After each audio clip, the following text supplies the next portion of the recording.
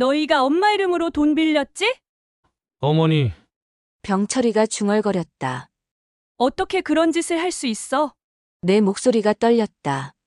엄마 신분증하고 도장을 어떻게 구했어? 세경이가 고개를 숙였다. 엄마가 항상 장롱 서랍에 넣어두잖아. 그걸 몰래 가져갔다고? 엄마, 우리도 어쩔 수 없었어. 어쩔 수 없다고? 10억 8천만 원을 어쩔 수 없이 빌렸다고? 병철이가 나섰다. 어머니, 사업이 너무 힘들어서. 사업이 힘들면 엄마한테 의논을 하든지 다른 방법을 찾든지 해야지. 왜 몰래 엄마 이름으로 대출을 받아? 다른 방법이 없었어요. 병철이가 소리쳤다. 은행에서는 더 이상 대출을 안 해주고 제 명의로는 한계가 있었다고요. 그래도 그렇지. 어떻게 우리 집을 담보로 그 큰 돈을 빌려? 그럼 왜 시중은행에서 대출을 받지 사채를 썼어? 시중은행에서는 대출이 그렇게 많이 나오지 않고 원금하고 이자를 매달 갚아야 해서 그것도 힘들 것 같아서요. 어머니, 저희도 갚을 생각이었어요. 사업만 잘 되면 바로 갚으려고 했어요. 방귀 낀 놈이 성낸다더니 뭘 잘했다고 나한테 화를 내? 그래서? 사업이 잘 됐어. 침묵이 흘렀다. 말해! 이미 몇 달 전에 망했어. 세경이가 작은 소리로 말했다. 몇 달 전에 망했다고? 네, 그럼 벌써 그때부터 돈을 못 갚고 있었다는 거야? 어머니, 저희도 최선을 다했어요. 다른 일도 알아보고 돈도 빌려보려고 했는데 그런데 왜 엄마한테 말 안 했어? 말씀드리면 걱정하실까봐. 걱정하실까봐? 그래서 몰래 엄마 집을 담보로 잡았어? 내가 소리치자 세경이도 갑자기 소리를 질렀다. 그럼 어떻게 하라고? 우리가 얼마나 힘든지 엄마는 그런 생각은 안 해? 뭐라고? 당신이 부모야? 자식이 망해서 얼마나 힘든지, 생활은 어떻게 하는지 먼저 물어봐야 하는 거 아니냐고? 나는 귀를 의심했다. 뭐라고? 너 뭐라고 했어? 엄마는 우리가 힘든 건 안중에도 없고 자기 집만 소중하잖아. 세경아! 당신이 인간이면? 자식이 이렇게 힘든데도 도움 한 번 안 주고 자식은 죽든 살든 집만 찾으면 상관없는 거지? 내가 도움 안 줬다고? 나는 기가 막혔다. 너희 결혼할 때 전세금 얼마나 보태줬어? 애들 학원비 얼마나 줬어? 병철이 사업 시작할 때도 돈 줬잖아. 그 정도도 안 해주는 부모가 어디 있어? 세경이가 계속 소리쳤다. 지금 우리가 이렇게 망했는데 엄마는 왜 먼저 나서서 도와주지 않았어? 도와달라고 말이라도 했어야지. 왜 몰래 도장을 훔쳐가서 이 사다를 내? 너희들 이거 범죄야? 범죄! 훔쳐갔다고? 어차피 나중에 나한테 물려줄 집인데 뭐가 문제야? 뭐가 문제냐고? 나는 숨이 막혔다. 지금 집이 경매에 넘어간다고 하는데 그건 어떡할 거야? 그지? 나한테 미리 증여했다고 생각해. 어차피 내 거였잖아. 세경이가 뻔뻔하게 말했다. 세경아, 너 지금 제정신이야? 엄마나 정신 차려. 자식들이 이렇게 힘든데 집 하나다 뭐가 중요해? 병철이가 세경이를 말렸다. 여보, 그만해. 왜 그만해요? 우리가 뭘 잘못했어?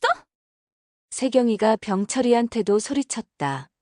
어머니한테 미안하다고 빌어야 하는 거 아니야? 병철이가 내게 고개를 숙였다. 어머니, 정말 죄송합니다. 죄송하다고 해서 되는 일이야? 지금 나는 길바닥에 나 앉게 생겼어. 어머니, 저희가 꼭 해결해 보겠습니다. 어떻게 해결해? 11억을 10일 안에 어떻게 마련해? 그건 저희도 방법을 찾아보겠습니다. 방법을 찾아본다고? 나는 웃음이 나왔다.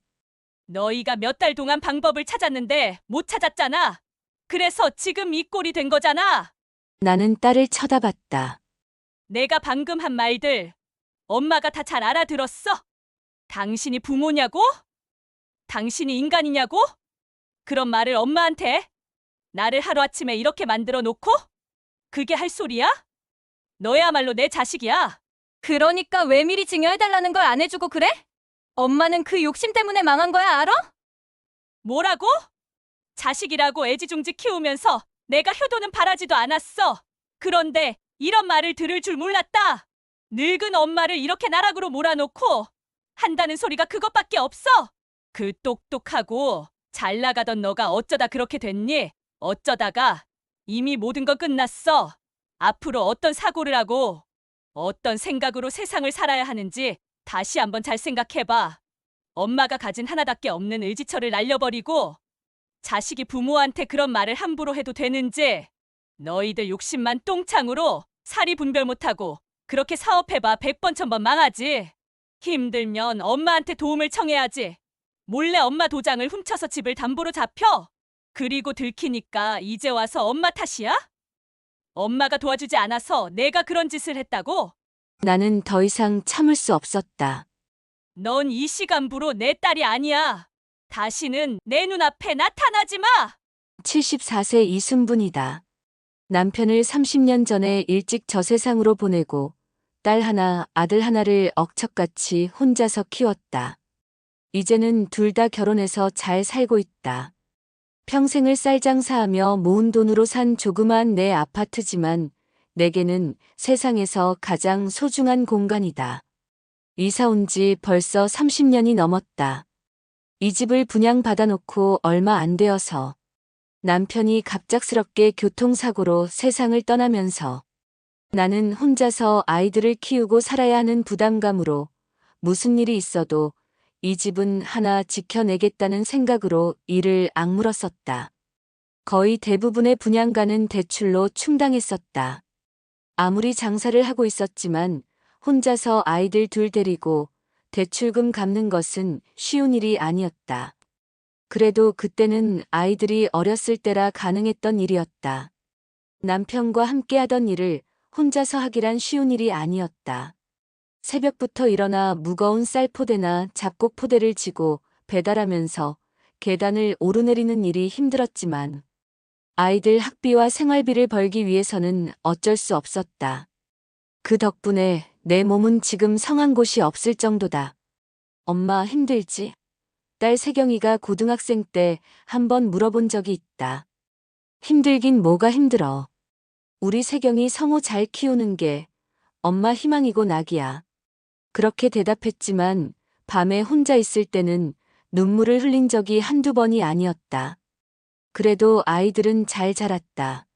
세경이는 매사에 욕심이 많고 공부 욕심도 많아서 대학까지 졸업하고 좋은 직장에 다니다가 남편 만나서 결혼했고 아들 성우도 고등학교 졸업해서 성실하게 직장 다니며 가정을 꾸렸다. 이 집 거실 한쪽 벽에는 아이들 결혼 사진이 걸려 있다. 그 사진을 볼 때마다 가슴이 뿌듯하다. 내가 혼자서도 잘 키웠구나. 아이들 다 키워놓은 요즘은 조용히 지낸다. 아침에 일어나서 근처 체육센터에 다니면서 수영도 하고 에어로빅도 하고 요가 교실도 한다. 오후에는 동네 친구들과 시장 한 바퀴 돌아오고 커피도 한 잔씩 하고 수다 떨면 하루가 금방 간다. 딸 세경이는 자주 오지는 않는다. 가끔 전화해서 엄마 어떻게 지내세요? 하고 안부를 묻고 잊을만 하면 명절이나 무슨 때나 한 번씩 들른다. 작년 설에도 들려서 엄마 맛있는 거 많이 했어? 왜 만두는 안 했어? 그렇게 말하며 오긴 하지만 대부분 뭔가 부탁할 일이 있을 때였다. 엄마 아이들 학원비가 좀 부족해서. 엄마 남편이 사업 자금이 필요하다고 하는데.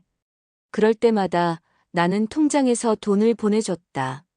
내 딸이니까. 힘들면 도와줘야지. 아들 성우는 딸보다는 좀 더 자주 온다. 1, 2주에 한 번은 들르려고 노력하는 것 같다. 엄마 별일 없죠?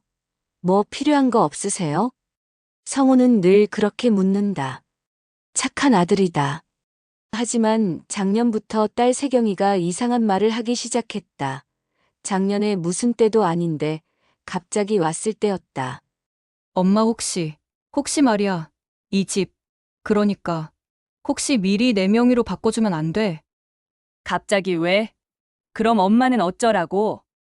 아니, 나중에 상속받을 집이니까 미리 정리해두는 게 좋을 것 같아서. 그때는 별 생각 없이 뭔 소리야. 내가 아직 멀쩡한데라고 했다. 그런데 작년 추석에 잠깐 들렸을 때도 같은 얘기를 했다. 엄마, 진짜 집 명의 이전 생각해봐. 요즘 상속세도 많이 나온다고 하던데. 내 동생은 어쩌고? 너 혼자 명의로 바꿔줘? 아, 성우한테는 내가 나중에 알아서 할게. 일단 내 명의로 해놓고. 그 말을 들었을 때 뭔가 이상하다는 생각이 들었다. 왜 갑자기 집 명의를 바꾸자고 조르는 걸까? 하지만 내 딸이니까 세금 때문이지 나쁜 뜻으로 하는 말은 아닐 거라고 생각했다. 그냥 미리 정리해 두려는 마음인가 보다 하고 넘어갔다. 이 집은 내가 30년 넘게 살아온 곳이다. 아이들을 키운 기억도 모두 이곳에 있다. 작은 방에서는 세경이와 성우가 숙제하던 모습이 떠오르고, 거실에서는 가족이 함께 TV 보며 웃던 때가 생각난다. 주방에서는 새벽에 일어나 아이들 도시락 싸주던 기억이, 베란다에 아이들 빨래 널며 미래를 걱정하던 내 모습이 아직도 선하다. 이 집이 내 전부다. 내가 평생 모은 전 재산이고 내 인생의 결실이다. 그런데 요즘 세경이가 자꾸 진명의 얘기를 꺼내는 게 좀 신경 쓰인다. 설마 딸이 나쁜 생각을 하고 있는 건 아니겠지? 내 딸을 믿어야지. 엄마를 위해서 미리 정리해 두려는 효심 아닐까? 그런 생각을 하며 지내던 어느 화요일 오후였다. 체육센터에서 수영을 하고 집에 돌아왔는데 우편함에 빨간 봉투가 들어있었다. 뭐지? 보통 고지서들은 흰 봉투에 오는데 빨간 봉투는 처음 보는 거였다. 집에 들어가서 봉투를 뜯어봤다. 최종 연체 통보서라고 큰 글씨로 적혀 있었다. 연체. 내가 뭘 연체했다고. 뭔지 모르게 가슴이 철렁 내려앉았다. 자세히 읽어보니 더 황당했다. 채무자 이순분, 대출금액 10억 8천만 원, 연체기간 3개월 연체이자. 내 집 주소가 정확히 적혀 있었다. 이게 뭔 소리야? 나는 10억 8천만 원 같은 큰 돈을 빌린 적이 없다. 그런 큰 돈이 어디 있다고. 혹시 잘못 온 건가? 같은 이름의 다른 사람 것이 잘못 배달된 건가? 하지만 주소가 정확했다. 내 이름에 내 인적 사항까지. 10일 이내에 원금과 이자를 완납하지 않을 시 해당 부동산을 경매에 회부합니다. 그 문구를 보는 순간 온몸이 떨렸다. 나는 정신을 차릴 수가 없었다. 이게 무슨 일인가. 도대체 내가 모르는 내 집의 대출금이라니. 경매. 내 집을 경매에 넘긴다고. 급히 딸 세경이에게 전화했다. 세경아, 엄마야! 네. 엄마 무슨 일이세요? 이상한 게 왔는데 엄마가 10억 원을 빌렸다는 연체 통보가 왔어. 전화 너머로 잠시 침묵이 흘렀다. 엄마, 그게 뭐라고요? 연체 고지서야. 내 집을 담보로 10억 8천만 원을 빌렸다는 거야. 그런데 나는 그런 돈 빌린 적이 없어. 아, 그거. 세경이의 목소리가 갑자기 작아졌다. 혹시 내가 뭔가 아는 거 있니? 엄마, 제가 지금 바빠서 나중에 전화 드릴게요. 세경아, 야! 딸이 전화를 끊어버렸다. 이상했다. 분명히 뭔가 아는 게 있는 것 같았다. 다시 한번 우편물 봉투를 자세히 봤다. 시중은행은 아니고 대부업체라고 되어 있었다. 그날 밤 잠을 이루지 못했다. 계속 그 빨간 종이가 눈에 밟혔다. 대부업체라니 그것도 10억 8천만 원. 평생을 안 쓰고 안 먹고 아끼는 게 몸에 밴 내가 평생 모아도 만들 수 없는 큰 돈이었다. 그리고 연체 이자가 몇 천만 원에 3개월 동안 연체됐다는 것도 말이 안 됐다. 나는 그런 돈 빌린 적이 없는데. 다음 날 아침 현관벨이 울렸다. 누구세요? 이순분 씨 계십니까? 문을 열어보니 검은 정장을 입은 남자 2명이 서 있었다. 이순분 씨 맞으십니까? 네, 맞는데요? 저희는 대부업체에서 나왔습니다. 대부업체. 무슨 일이시죠? 어제 연체 통보서 받으셨죠? 그 건으로 왔습니다. 남자들이 집안을 둘러보더니 말했다. 직접 와서 확인해 봐야 할 게 있어서요. 들어가도 될까요? 아니요, 여기서 말하세요. 저는 그런 돈 빌린 적 없어요. 하지만 계약서에는 분명히 이순보님으로 되어 있는데요. 남자가 서류 뭉치를 꺼내서 보여줬다. 정말로 내 이름이 적혀 있었다. 그리고 도장까지 찍혀 있었다. 이건 내가 찍은 도장이 아니에요. 하지만 인감증명서도 첨부되어 있습니다. 그럴 리가 없어요. 나는 그런 계약한 적 없다고요. 목소리가 커졌다. 할머니, 진정하세요. 저희도 확인차 온 겁니다. 더 키가 큰 남자가 말했다. 혹시 따님이나 아드님께서 할머니 명의로 대출받으신 건 아닐까요? 그럴 리가 없어요. 우리 애들이 그런 애들 아니에요. 하지만 속으로는 불안했다. 어제 세경이의 반응이 이상했던 것이 마음에 걸렸다. 할머니, 그런데 연체된 지 벌써 3개월이 됐거든요. 이자까지 합치면 11억이 넘어가요. 11억이요? 저희도 어쩔 수 없이 법적 절차를 밟아야 합니다. 무슨 법적 절차요? 경매 신청이요. 이 아파트를 경매에 넘겨서 대출금을 회수해야 해요. 경매는 안 돼요. 이 집은 내가 평생 모아서 산 집이에요. 할머니 마음은 이해하지만 저희도 사업이라서요. 남자들의 목소리가 점점 차갑게 변했다. 10일의 말미를 드릴게요. 그 안에 돈을 마련하시든지 아니면 법적 절차를 밟든지 선택하세요. 10일이요? 네, 그것도 저희가 최대한 배려해드리는 겁니다. 남자들이 명함을 남기고 갔다. 나는 주저앉았다. 10일 안에 11억을 마련하라고. 그게 가능한 일인가? 그리고 정말로 내가 모르는 사이에 내 명의로 대출을 받은 사람이 있다는 건가? 혹시 세경이가? 그 생각이 들자 온몸이 떨렸다. 하루 종일 전화를 걸어봤지만 딸 세경이는 받지 않았다. 문자도 보내봤지만 답이 없었다. 다음 날 나는 세경이 집으로 직접 갔다. 세경아, 세경아. 현관문을 두드렸지만 대답이 없었다. 그런데 안에서 분명히 소리가 들렸다. 세경아, 엄마야, 문 열어. 한참을 두드린 후에야 문이 열렸다. 엄마, 왜 여기까지 와요? 세경이가 당황한 표정으로 나왔다. 너 왜 전화 안 받았어? 엄마가 얼마나 걱정했는데. 바빠서 그냥 들어와요. 집안이 어수선했다. 짐들이 여기저기 널려 있고 박스들도 쌓여 있었다. 이게 뭐야? 이사 준비해? 아니에요. 그냥 정리하는 거예요. 사위 병철이가 머리를 극적이며 안방에서 나왔다. 얼굴이 많이 상해 보였다. 어머니, 오셨어요? 병철아, 너희 뭐 하고 있는 거야? 나는 단도직입적으로 물었다. 세경아, 너희들 엄마한테 말해. 그 대출 얘기. 세경이의 얼굴이 새하얗게 질렸다. 엄마, 그게 너희가 엄마 이름으로 돈 빌렸지? 어머니, 병철이가 중얼거렸다. 어떻게 그런 짓을 할 수 있어? 내 목소리가 떨렸다. 엄마 신분증하고 도장을 어떻게 구했어? 세경이가 고개를 숙였다. 엄마가 항상 장롱 서랍에 넣어두잖아. 그걸 몰래 가져갔다고? 엄마, 우리도 어쩔 수 없었어. 어쩔 수 없다고? 10억 8천만 원을 어쩔 수 없이 빌렸다고? 병철이가 나섰다. 어머니, 사업이 너무 힘들어서. 사업이 힘들면 엄마한테 의논을 하든지 다른 방법을 찾든지 해야지. 왜 몰래 엄마 이름으로 대출을 받아? 다른 방법이 없었어요. 병철이가 소리쳤다.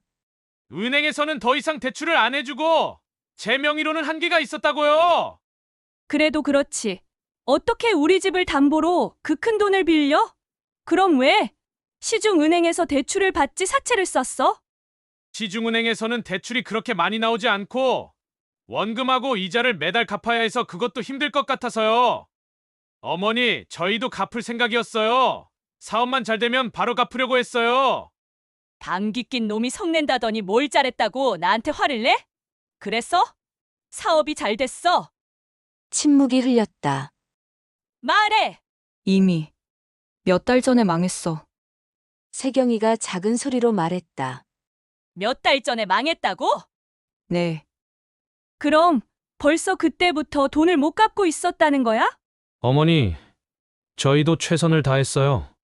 다른 일도 알아보고 돈도 빌려보려고 했는데 그런데 왜 엄마한테 말 안 했어?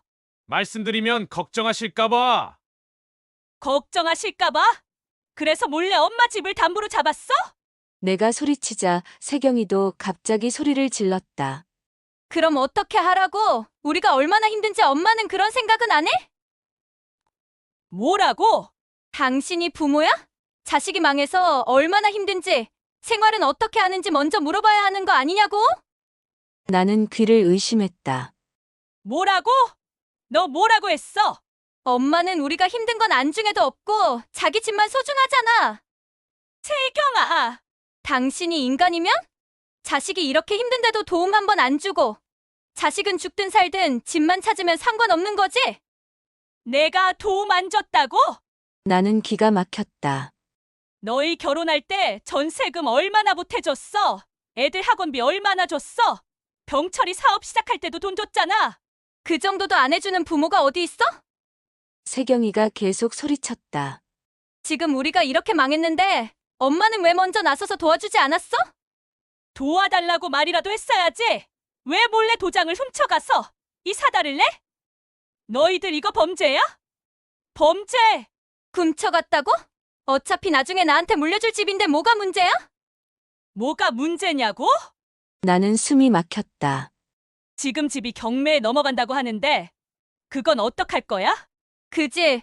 나한테 미리 증여했다고 생각해. 어차피 내 거였잖아. 세경이가 뻔뻔하게 말했다. 세경아, 너 지금 제정신이야? 엄마나 정신 차려. 자식들이 이렇게 힘든데 집 하나다 뭐가 중요해? 병철이가 세경이를 말렸다. 여보, 그만해. 왜 그만해요? 우리가 뭘 잘못했어? 세경이가 병철이한테도 소리쳤다. 어머니한테 미안하다고 빌어야 하는 거 아니야? 병철이가 내게 고개를 숙였다. 어머니, 정말 죄송합니다. 죄송하다고 해서 되는 일이야? 지금 나는 길바닥에 나 앉게 생겼어. 어머니, 저희가 꼭 해결해 보겠습니다. 어떻게 해결해? 11억을 10일 안에 어떻게 마련해? 그건 저희도 방법을 찾아보겠습니다. 방법을 찾아본다고? 나는 웃음이 나왔다. 너희가 몇 달 동안 방법을 찾았는데 못 찾았잖아. 그래서 지금 이 꼴이 된 거잖아. 그리고 세경아, 나는 딸을 쳐다봤다. 내가 방금 한 말들 엄마가 다 잘 알아들었어. 당신이 부모냐고? 당신이 인간이냐고? 그런 말을 엄마한테? 나를 하루아침에 이렇게 만들어 놓고? 그게 할 소리야? 너야말로 내 자식이야. 그러니까 왜 미리 증여해달라는 걸 안 해주고 그래? 엄마는 그 욕심 때문에 망한 거야, 알아? 뭐라고? 자식이라고 애지중지 키우면서 내가 효도는 바라지도 않았어. 그런데 이런 말을 들을 줄 몰랐다. 늙은 엄마를 이렇게 나락으로 몰아놓고 한다는 소리가 그것밖에 없어. 그 똑똑하고 잘 나가던 너가 어쩌다 그렇게 됐니? 어쩌다가 이미 모든 건 끝났어. 앞으로 어떤 사고를 하고 어떤 생각으로 세상을 살아야 하는지 다시 한번 잘 생각해봐. 엄마가 가진 하나밖에 없는 의지처를 날려버리고 자식이 부모한테 그런 말을 함부로 해도 되는지. 너희들 욕심만 똥창으로 사리 분별 못하고 그렇게 사업해봐 100번 1000번 망하지. 그리고 힘들면 엄마한테 도움을 청해야지. 몰래 엄마 도장을 훔쳐서 집을 담보로 잡으면 돼. 그리고 들키니까 이제 와서 엄마 탓이야? 엄마가 도와주지 않아서 내가 그런 짓을 했다고? 나는 더 이상 참을 수 없었다. 넌 이 시간부로 내 딸이 아니야. 다시는 내 눈앞에 나타나지 마. 세경이가 울음을 터뜨렸다. 어머니, 저희가 정말 해결해 보겠습니다. 병철이가 간절하게 말했다. 해결? 뭘로 해결해? 너희한테 11억이 있어? 왜? 아까처럼 화내고 소리쳐보지 그래? 8일 남았어. 8일 안에 11억을 마련할 자신 있어? 나도 70평생 한 번도 보지도 못한 돈이야. 병철이가 대답하지 못했다. 집에 돌아와서 나는 어떻게 해야 할지 몰랐다. 다음 날 나는 동네 법무사 사무실에 갔다. 어르신, 어쩜 이런 일이. 법무사가 서류를 보며 혀를 찼다. 이거 해결할 방법 없나요? 글쎄요, 일단 민사소송을 제기할 수는 있어요. 민사소송이요? 네, 따님과 사위분을 상대로 손해배상 청구를 하는 거죠. 그럼 돈을 받을 수 있나요? 법무사가 고개를 저었다. 솔직히 말씀드리면 실효성이 별로 없어요. 왜요? 일단 따님이 돈이 없잖아요. 판결을 받아도 집행할 재산이 없으면 소용없어요. 그럼 어떻게 해요? 그리고 또 하나는 법무사가 말을 머뭇거렸다. 친족 간 채무라는 문제가 있어요. 친족 간 채무요? 네, 부모와 자식 간에 돈을 빌려주는 경우가 많잖아요. 법원에서는 이런 경우를 단순한 사기로 보지 않는 경우가 많아요. 그럼 제가 당한 걸 인정 안 해준다는 얘기예요? 그런 건 아니고 처벌이 약하다는 뜻이에요. 나는 한숨이 나왔다. 그리고 한 가지 더 문제가 있어요. 또 뭐가 있어요? 어르신께서 도장과 신분증 관리를 소홀히 하신 점도 있어요. 뭐라고요? 가족이 쉽게 접근할 수 있는 곳에 보관하셨잖아요. 그게 내 잘못이라는 거예요? 법적으로는 그런 면도 있어요. 나는 기가 막혔다. 그럼 제가 어떻게 해야 해요? 일단 형사 고발을 할 수는 있어요. 하지만 그것도 시간이 오래 걸려요. 수사하고 재판하고 몇 년은 걸릴 거예요. 몇 년요? 네, 그런데 지금 급한 건 대부업체 문제잖아요. 맞는 말이었다. 7일 후면 집이 경매에 넘어간다. 그럼 어떻게 해야 해요? 법무사가 심각한 표정을 지었다. 집을 지키고 싶으시면 일단 사채 이자부터 변제하셔야 해요. 사채 이자요? 네, 사채 업체들은 이자가 비싸잖아요. 그것부터 막아야 더 큰 손해를 안 봐요. 그럼 11억을 마련하라는 얘기예요? 그렇죠. 다른 방법은 없어요. 11억을 어디서 구해요? 친척분들한테 빌리시거나 아니면. 법무사가 말을 멈췄다. 아니면 뭐예요? 집을 파시는 방법도 있어요. 집을 팔라고요? 네, 경매로 넘어가면 시세보다 낮은 가격에 팔려요. 차라리 어르신께서 직접 파시는 게 나을 수도 있어요. 그럼 내가 갈 곳은 어디예요? 그건 따님께서 책임지셔야죠. 나는 법무사 사무실에서 나와 터덜터덜 걸었다. 법도 나를 도와주지 않는다는 걸 깨달았다. 내 딸이 내 도장을 훔쳐서 내 집을 담보로 돈을 빌렸는데 오히려 내가 도장 관리를 소홀히 했다고 책임을 묻는다니. 그리고 민사소송을 해도 실효성이 없고 형사 고발을 해도 몇 년이 걸린다니. 그 사이에 내 집은 이미 경매로 넘어가 버릴 텐데. 집에 돌아와서 변호사 사무실에도 전화해 봤다. 어르신, 그런 경우 정말 어려워요. 변호사도 비슷한 얘기를 했다. 일단 긴급히 가처분 신청을 할 수는 있지만 그것도 100% 확실하지 않아요. 가처분이 뭐예요? 집 경매를 일시적으로 중단시키는 거예요. 그럼 해주세요. 하지만 비용이 만만치 않아요. 그리고 결국은 돈을 갚으셔야 해요. 결국 답은 하나였다. 11억을 마련하든지 집을 포기하든지. 그날 밤 나는 아들 성호에게 전화했다. 성호야, 엄마야. 네. 엄마 무슨 일이세요? 엄마가 큰일 났어. 나는 모든 상황을 설명했다. 뭐라고요? 누나가 그런 짓을? 응, 내 누나가 엄마 명의로 대출을 받았어. 어떻게 그런 일이? 성호야, 엄마가 11억을 마련해야 하는데 방법이 없어. 한참 침묵이 흘렀다. 엄마, 저도 집 대출이 있어서 그런 큰 돈은 어려워요. 그럼 어떻게 해야 하지? 일단 저도 알아보겠어요. 친구들한테도 물어보고. 하지만 성호의 목소리에서도 희망이 느껴지지 않았다. 6일 남았다. 6일 후면 내 집이 경매에 넘어간다. 그리고 나는 갈 곳이 없다. 그런데 그 하루하루가 지옥과도 같았다. 다음 날부터 그 무서운 사람들이 매일 찾아왔다. 현관벨이 계속 울렸다. 아침 일찍부터였다. 할머니 계신 거 알고 있어요. 문 열어주세요. 그 검은 정장 입은 남자들이었다. 오늘은 뭔 일이에요? 문을 조금만 열고 물었다. 어제 변호사 만나러 다녀오셨다면서요? 그게 당신들이랑 무슨 상관이에요? 할머니, 저희 사정도 있어요. 돈 받아야 하거든요. 남자가 문을 밀고 들어왔다. 아니에요. 들어오지 마세요. 할머니, 진정하세요. 저희는 폭력 안 써요. 하지만 그들은 집안을 둘러보며 물건들을 만지기 시작했다. 이 TV는 얼마 정도 할까요? 저 냉장고는 좀 오래된 것 같네요. 그만하세요. 할머니, 혹시 다른 재산은 없으세요? 예금이나 적금 같은 거? 없어요. 정말 없어요? 확인해봐도 될까요? 남자가 내 통장을 달라고 했다. 왜 내 통장을 봐요? 차압할 게 있나 확인해야죠. 예금도 압류할 수 있거든요. 그들은 한참을 집안을 뒤지고 갔다. 둘째 날. 이번에는 3명이 왔다. 할머니 따님하고 연락되세요? 안 돼요. 그럼 사위분은요?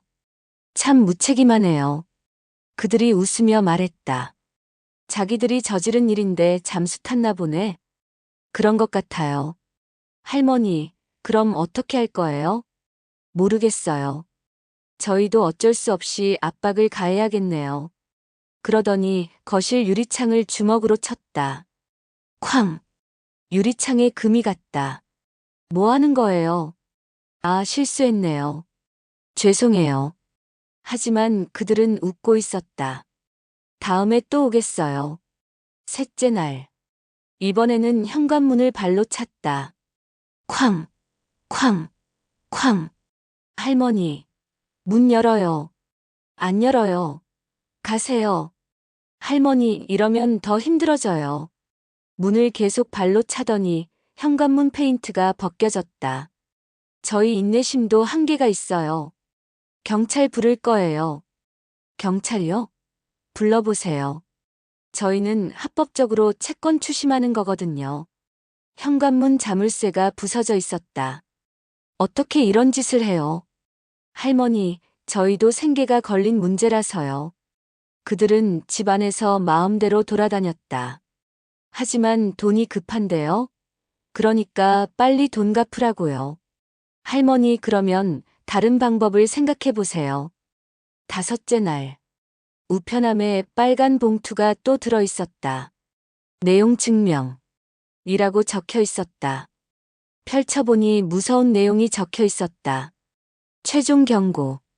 5일 후까지 원금과 이자 11억 원을 변제하지 않을 시 해당 부동산에 대한 경매 신청을 즉시 진행합니다. 더 이상의 유예는 없습니다. 그날 오후 그들이 또 왔다. 할머니, 내용 증명 받으셨죠? 받았어요. 이제 마지막이에요. 알겠어요. 그런데 할머니. 그중 키 큰 남자가 나를 째려봤다. 혹시 도망갈 생각은 하지 마세요. 도망가다니요? 네, 가끔 그런 분들이 있거든요. 빚 때문에 잠적하시는 분들. 잠적 같은 소리 하고 있네. 나는 어디 갈 데도 없어요. 그리고 내 인적사항 그쪽에 다 있는데 뭐가 걱정이에요? 그럼 다행이네요. 남자가 섬뜩하게 웃었다. 혹시 5일 후에도 돈을 못 마련하시면 그럼 어떻게 되는데요? 할머니가 어떻게 될지 모르겠네요. 무슨 뜻이에요? 우리 사장님이 화가 많이 나 계셔서요. 남자의 목소리가 낮아졌다. 할머니 같은 분들은 가끔 사고를 당하기도 해요. 계단에서 굴러 떨어진다든지 가스가 새서 질식한다든지. 나는 온몸이 떨렸다. 협박하는 거야? 협박이 아니라 걱정해드리는 거예요. 세상 다 산 나 같은 늙은이한테 협박이 먹힐 것 같아? 당신들 아무리 할 일 없어도 이런 일은 하지 말고 살아. 내가 자식들 같아서 하는 소린데 우리 딸이 이 집 담보하고 내 인감이랑 들고 갔을 때 본인 거 아닌 것은 뻔히 알았을 거 아니야? 그래 놓고 그런 놈들한테 고르대금으로 돈 빌려주고 멀쩡한 집 박살내 놓고 남의 눈에서 눈물 나게 하면 당신들 눈에서 피눈물 흘릴 때가 있을 테니 두고 봐. 할매 지금 우리 걱정해줄 때가 아닐 텐데. 그럴 시간에 할매 앞날이나 걱정하셔. 할매, 5일 후까지 잘 생각해봐요. 남자들이 가면서 마지막으로 말했다. 그리고 혹시 경찰이나 다른 곳에 신고하시면 더 위험해질 수도 있어요. 문이 닫히고 나서 나는 바닥에 주저앉았다. 이제 정말로 죽을 수도 있구나. 그들이 정말로 나를 해칠 수도 있구나. 세경이에게 마지막으로 전화를 걸어봤다. 고객님이 전화를 받지 않습니다. 연결음도 들리지 않았다. 아예 전화를 끊어버린 것 같았다. 병철이 전화번호도 마찬가지였다. 현재 사용하지 않는 번호입니다. 번호를 바꿔버렸다. 내 딸과 사위가 완전히 잠수를 타버린 거였다. 5일 남았다. 5일 후면 나는 집을 잃는다. 그리고 어쩌면 목숨도 잃을지 모른다. 30년을 살아온 이 집에서 혼자서 죽음을 기다리고 있었다. 밤에는 잠이 오지 않았다. 혹시 누군가 들어올까봐 무서웠다. 자물쇠가 부서져서 문도 제대로 잠기지 않았다. 의자를 문 앞에 갖다 놓고 그 위에 화분을 올려놨다. 누군가 문을 열면 떨어지도록. 하지만 그것도 별 소용없을 것 같았다. 이렇게 죽는구나. 내가 평생 열심히 살았는데 결국 내 딸 때문에 이렇게 죽는구나. 억울했다. 너무 억울했지만 어쩔 수 없었다. 아무도 나를 도와줄 사람은 없었다. 4일 남았다. 나는 마지막으로 그들에게 사정해보기로 했다. 다음 날 오후 그들이 또 왔을 때 나는 무릎을 꿇었다. 제발요. 제발 좀 기다려 주세요. 말미를 좀 더 주세요. 제가 어떻게든 갚을게요. 할머니, 일어나세요. 보기 안 좋아요. 제발요. 이 늙은이가 어디를 가겠어요. 한 번만 살려주세요. 나는 통곡하며 매달렸다. 가진 돈도 없고 갈 곳도 없어요. 제발 좀 기다려 주세요. 날짜를 조금만 더 주세요. 할머니, 저희도 어쩔 수 없어요. 할머니, 그런 식으로는 안 돼요. 왜 안 돼요? 어차피 나 죽으면 집은 남는 거잖아요. 그럼 명의는 돌려줄 테니까. 나 여기서 살다가 죽게 해줘요. 지금 당장 돈을 안 갚으면 할머니 죽고 나면은 이자만 11억도 모자라요. 정신 차려요, 할머니. 남자가 냉정하게 말했다. 나는 바닥에 엎드려 울었다. 할머니, 답은 하나예요. 집을 파시든지 우리한테 넘기고 손 털든지. 경매로 넘어가면 시세의 70% 정도밖에 안 나와요. 차라리 할머니가 직접 하시는 게 나아요. 그럼 나는 어디서 살아요? 그건 따님께서 책임지셔야죠. 딸은 연락도 안 돼요. 그럼 더욱 빨리 파셔야죠. 시간이 없어요. 결국 나는 포기했다. 3일 남은 상황에서 나는 부동산에 갔다. 어르신, 금매세요? 부동산 사장이 물었다. 네. 급히 팔아야 해서요. 그럼 시세보다 좀 낮게 나갈 수밖에 없어요. 얼마나 낮게요? 보통 금매는 시세의 80%에서 85% 정도예요. 내 집 시세가 14억 정도였다. 그럼 12억 정도 받을 수 있다는 얘기였다. 그렇게 해주세요. 알겠습니다. 그런데 어르신, 혹시 이유를 물어봐도 될까요? 그냥 개인적인 사정이 있어서요. 부동산 사장이 내 집을 보러 왔다. 어르신, 집 관리 깨끗이 잘하셨네요. 좋아요? 네, 건축 연도는 좀 오래됐지만 위치도 정말 좋고. 맞는 말이었다. 지하철역에서 5분 거리고 학교도 가깝고 대형마트도 근처에 있었다. 그리고 여기 대단지잖아요. 재건축 얘기도 나오고 있고요. 네, 몇 년 후에는 재개발될 가능성이 높아요. 그럼 집값이 더 오를 거예요. 그 말을 들으니 더 마음이 아팠다. 몇 년만 더 기다리면 더 비싸게 팔 수 있었을 텐데. 어르신, 이 정도 조건이면 금방 나갈 것 같아요. 정말요? 네, 요즘 이런 위치 아파트 찾는 사람이 많거든요. 부동산 사장의 말이 맞았다. 이틀 후 연락이 왔다. 어르신, 계약하려는 사람이 있어요. 정말요? 네, 현금으로 계약하겠다고 해요. 현금이요? 네, 대출 안 받고 현금으로 바로 계약하겠다는 거예요. 얼마예요? 12억 원이요. 사채업체에 갚고 나면 약간 남을 것 같았다. 하지만 어쩔 수 없었다. 좋아요. 그렇게 하세요. 그런데 조건이 하나 있어요. 무슨 조건이요? 매수자분이 일주일 안에 잔금까지 다 치르고 싶다고 해요. 일주일 안에요? 네, 급하신 것 같아요. 나도 급했다. 사채업체 기한이 이틀밖에 안 남았으니까. 좋아요. 그렇게 하세요. 계약서에 도장을 찍는 순간 눈물이 났다.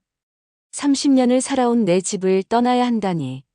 내 인생의 대부분의 기억이 이곳 아파트에 남아있는데. 어르신, 언제까지 이사 나가시면 돼요? 일주일 안에 나가야 해요. 그날 저녁 나는 혼자서 집안을 둘러봤다. 거실 소파에 앉아서 TV를 보던 가족들, 식탁에서 함께 밥을 먹던 모습들이 떠올랐다.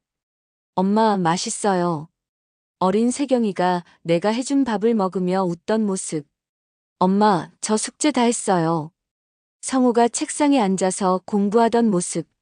모든 게 꿈 같았다. 이제 이 집은 남의 집이 된다.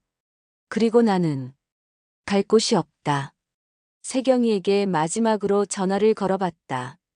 고객님이 전화를 받지 않습니다. 역시 연결되지 않았다.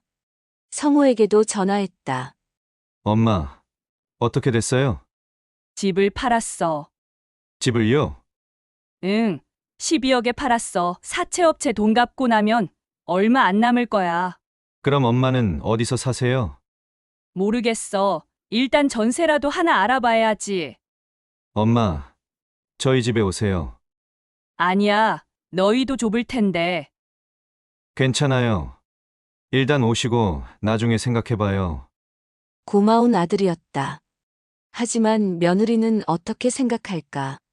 갑자기 시어머니가 들어와서 살자고 하면 성호야, 며느리는 뭐라고 해? 아직 얘기 안 했어요. 하지만 괜찮을 거예요. 성우의 목소리에 확신이 없었다. 결국 나는 혼자 해결해야 했다. 집을 팔고 남은 돈으로 작은 전세라도 얻어서 혼자 살아야 했다. 딸에게 배신당하고 집마저 잃었지만 그래도 살아야 했다. 아직 죽을 수는 없었다. 생각할수록 기가 막히고 또 기가 막혔다. 그날 밤 거실 바닥에 멍하니 앉아 있는데 눈물이 흐르더니 좀처럼 눈물이 멈춰지지가 않았다. 30년 세월이 주마등처럼 스쳐 지나갔다. 나는 밤새 앉아 통곡을 했다. 이 억울함을 가슴에 품고 살아야 했다. 잔금까지 받고 나서 사채업체에 돈을 갚았다. 그리고 모든 걸 다 해결하고 나니 내 주머니에 있던 돈까지 탈탈 털어서 전셋거리도 어렵게 됐다. 평생 고생한 내 인생을 한꺼번에 부정당한 기분이었다. 부동산의 작은 원룸 하나 소개해 달라고 했다. 원룸이라도 번듯한 것은 전세도 꿈도 못 꾸게 비쌌다. 이제 어떻게 하실 거예요? 일단 전세라도 얻어서 살아야지. 하지만 요즘 전세가 너무 비쌌다. 그보다 훨씬 작은 집도 전세가가 2, 3억이었다. 엄마, 이 동네는 너무 비싸요. 성우가 부동산을 돌아다니며 말했다. 다른 동네로 가야 할 것 같아요. 결국 지하철로 1시간 거리에 있는 외곽 지역으로 가야 했다. 그곳에서 겨우 원룸 하나를 구했다. 전세 보증금 8천만 원. 10평도 안 되는 작은 원룸이었다. 어르신, 여기 되겠어요? 부동산 아저씨가 물었다. 크기가 너무 작은데. 이 가격에는 이 정도밖에 없어요. 원룸은 정말 작았다. 방 하나에 화장실, 그리고 현관문 옆에 주방겸으로 사용할 수 있는 게 전부였다. 30년 동안 살던 아파트와는 비교할 수도 없었다. 그래도 도배를 다 해놔서 깨끗하긴 하네요. 성우가 위로하듯 말했다. 응. 나는 고개만 끄덕였다. 계약하고 이사하는 날 30년 살던 집에서 마지막으로 하룻밤을 잤다. 이제 마지막이구나. 내일이면 이 집은 정말 남의 집이 된다. 짐을 싸는데 30년 동안 모은 것들이 너무 많았다. 엄마, 이 가구들은 어떻게 해요? 성우가 물었다. 원룸에는 들어갈 수 없잖아. 그럼 버려야겠네. 30년 동안 하나하나 사모은 가구들을 버려야 했다. 소파, 식탁, 장롱, 냉장고, 세탁기. 모든 것이 추억이었는데. 엄마, 이 사진들은 가져가세요. 성우가 액자들을 챙겨줬다. 남편 사진, 아이들 어릴 때 사진, 가족 사진들. 이것만이라도 가져가야 했다. 이사 트럭이 왔다. 할머니, 짐이 별로 없네요? 다 버렸어요. 트럭 기사가 안쓰러운 표정을 지었다. 새로운 원룸에 도착했을 때 나는 울고 있었다. 너무 작고 너무 초라했다. 엄마, 그래도 새 집이니까 좋잖아요. 성우가 억지로 밝게 말했다. 응. 하지만 마음은 무너져 내렸다. 이 나이에 혼자서 작은 원룸에서 끝나는구나. 엄마, 생활비는 어떻게 하실 거예요? 연금이 조금 나오니까 그걸로 살아야지. 하지만 국민연금이 한 달에 40만 원 정도밖에 안 됐다. 원룸 관리비, 전기세, 가스비, 식비까지 생각하면 턱없이 부족했다. 엄마, 제가 조금씩 드릴게요. 아니야, 너도 살기 힘들 텐데. 괜찮아요. 고마운 아들이었다. 하지만 성우도 자기 살기 바쁠 텐데. 첫날 밤 쪽방에서 혼자 잠을 이루지 못했다. 너무 좁고 너무 낯설었다. 30년 동안 살던 집의 모든 소리가 익숙했는데 여기는 모든 소리가 낯설었다. 위층에서 발걸음 소리, 옆방에서 TV 소리, 복도에서 사람들 지나다니는 소리. 모든 것이 시끄럽고 불편했다. 그리고 무엇보다 외로웠다. 그냥 덩그러니 빈 방 하나뿐이었다. 이제 정말로 혼자구나. 딸한테는 배신당하고 집은 잃고 이제 이 작은 쪽방에서 혼자 늙어가야 하는구나. 눈물이 베개를 적셨다. 하지만 그래도 살아야 했다. 아직 죽을 수는 없었다. 세경이에 대한 원망을 가슴에 품고 이 작은 방에서라도 살아야 했다. 며칠이 지나도 이 현실이 받아들여지지 않았다. 아침에 일어나면 순간 착각이 들었다. 아, 내가 우리 집에 있구나. 하지만 천장을 보면 금세 현실을 깨달았다. 낯선 천정, 낯선 벽지, 그리고 이 답답한 공간. 인생 말년에 내가 믿었던 자식한테 배신당하고 길거리로 나앉았다. 74세에 이런 일을 당할 줄 누가 알았겠는가. 원룸 전세라도 감사해야 하나? 어디 크게 아픈 곳 없는 걸로 감사해야 하나? 혼자 중얼거렸다. 기막혀서 말이 안 나왔다. 30년 동안 피땀 흘려 모은 집을 하루아침에 잃고 그것도 내 딸 때문에. 그래, 길거리에 나앉지 않은 것만도 다행이라고 해야 하나? 스스로를 위로해봤지만 위로가 되지 않았다. 냉장고 문을 열어봤다. 달걀 몇 개와 김치, 그리고 우유 한 팩이 전부였다. 이것도 이사하던 날 아들이 사다 넣어주고 간 것이다. 예전에는 냉장고가 항상 가득 차 있었다. 이것저것 해먹을 것들로. 지금은 돈이 아까워서 장을 제대로 볼 수도 없었다. 한 달에 40만 원으로 어떻게 살라고. 전기세, 가스비, 관리비만 해도 10만 원은 나간다. 그럼 생활비로는 30만 원밖에 없다. 하루에 10,000원씩 쓰라는 얘기다. 예전에는 세경이네 애들 용돈도 10만 원씩 줬었는데. 엄마, 애들 학원비 좀 부족해서. 엄마, 진주 학교 입학금이. 그때그때 몇십만 원씩 줬었다. 내 딸이니까, 내 손자, 손녀니까. 그런데 그런 딸이 나를 이런 꼴로 만들었다. 핸드폰을 들여다봤다. 세경이 번호가 아직 남아있었다. 몇 번이나 전화를 걸어보려다가 참았다. 뭐라고 할까? 내가 엄마를 이렇게 만들었어. 만족하니? 엄마가 이런 쪽방에서 살고 있는 거 아니? 그런 말들이 목까지 올라왔지만 결국 전화를 걸지 못했다.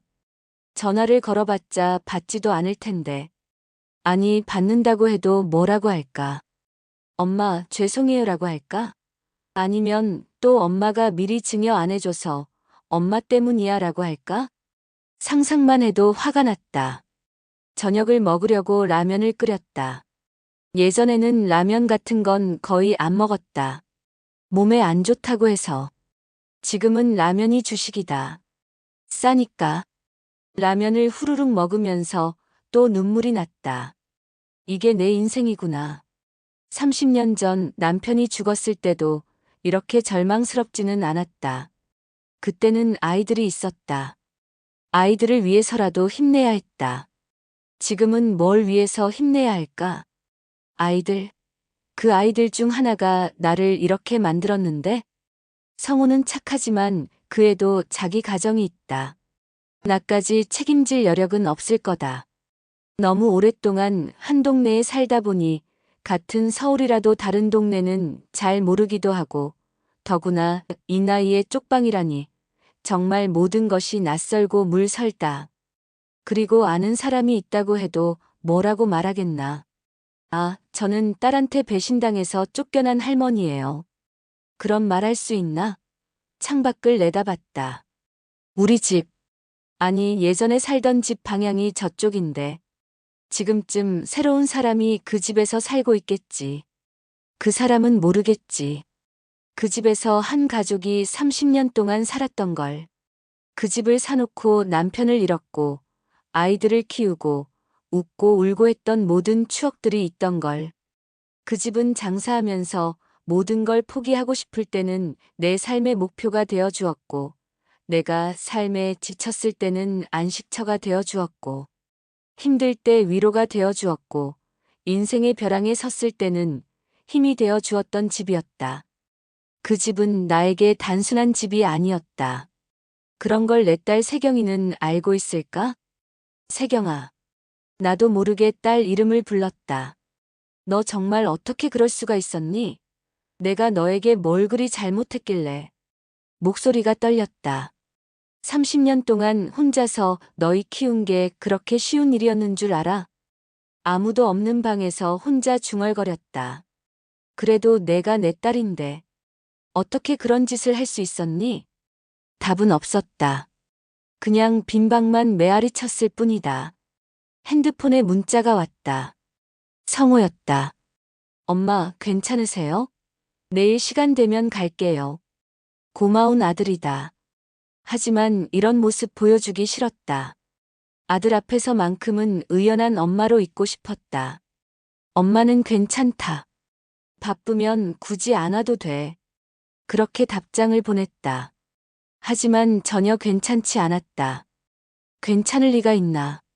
74세에 원룸에서 혼자 살아야 하는데 하루가 참 길다.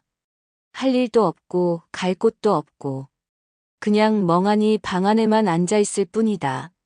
이런 게 사는 건가? 한숨이 나왔다. 라면 그릇을 설거지하면서 생각했다. 내가 뭘 잘못했나? 평생 성실하게 살았다. 남편 죽고 나서도 아이들 뒷바라지 열심히 하고 돈도 모으고 남한테 못할 짓도 안 했고 피해도 안 줬다. 그런데 왜 이런 일을 당해야 하나? 인생이 참 불공평하다. 착하게 살아도 이런 일을 당하고 나쁜 일 하는 사람들은 잘 산다. 세경이와 병철이는 지금 뭐 하고 있을까? 편안히 잠들고 있을까? 아니면 내 걱정이라도 하고 있을까? 아마 안 할 거다. 그런 사람들이었으면 애초에 이런 짓 안 했겠지. 정말 기막히다. 혼자 말하고 또 말했다. 기막혀서 말이 안 나온다는 게 이런 기분인가. 화도 나고 억울하고 서럽고 모든 감정이 뒤섞여서 뭐가 뭔지 모르겠다. 그냥 이 모든 상황이 꿈이었으면 좋겠다. 내일 아침에 일어나면 우리 집 침대에서 일어나고 세경이가 전화해서 엄마 나야라고 인사하고 그런 평범한 일상으로 돌아갔으면 좋겠다. 하지만 그럴 리 없다는 걸 안다. 비참하고 분하지만 모든 걸 받아들여야 한다는 것을 안다. 이게 현실이다. 74세 이순분의 새로운 현실이다.